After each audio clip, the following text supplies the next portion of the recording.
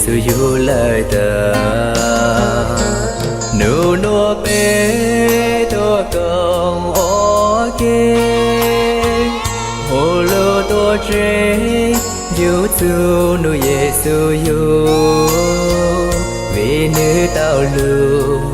yêu chúa hồ lúm la tê lưu trời bê ly đợt lăng dưới nhom xí tê Hallelujah, Hallelujah, Hallelujah. Giêsu yêu lời ta, Chúa Giêsu do từ người mua kê lưu, giàu sa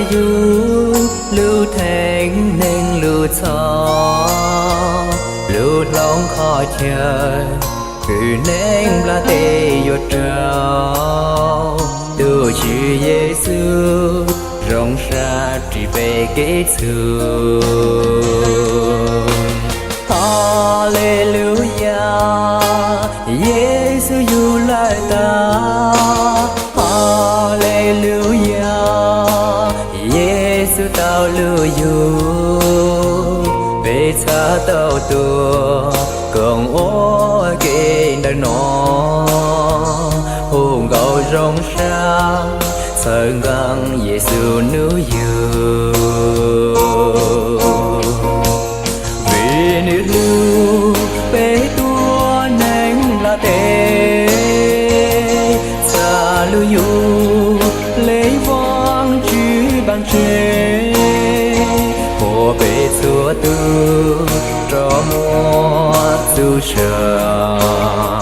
của trò mong chúa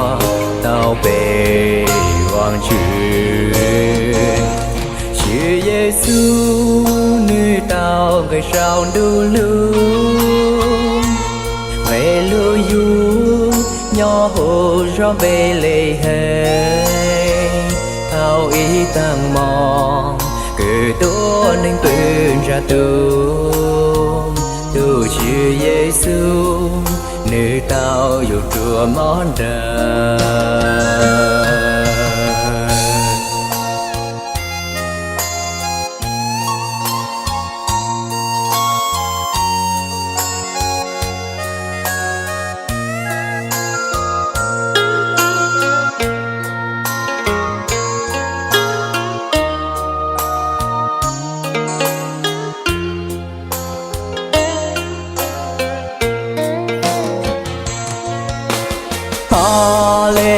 Hallelujah Giêsu yêu lời ta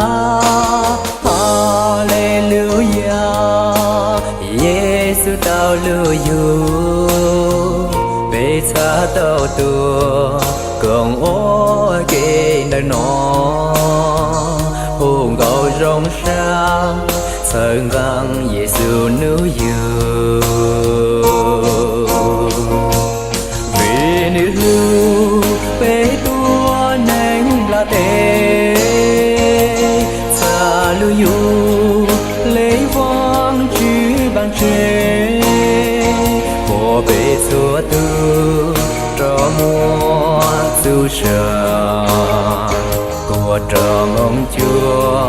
tao bề hoàng chuyện Chúa Giêsu nơi tao gây sao đu lưu về lưu du nhỏ hồ do về lệ hệ thao ý tăng mong cứ tôi nên tuyên ra từ Chúa Giêsu nơi tao yêu chúa món đời nữ nô bê xa lê rong sang to hôn gao sáng găng nữ Giêsu yêu Hallelujah Chúa Giêsu yêu lời ta Hallelujah chữ ye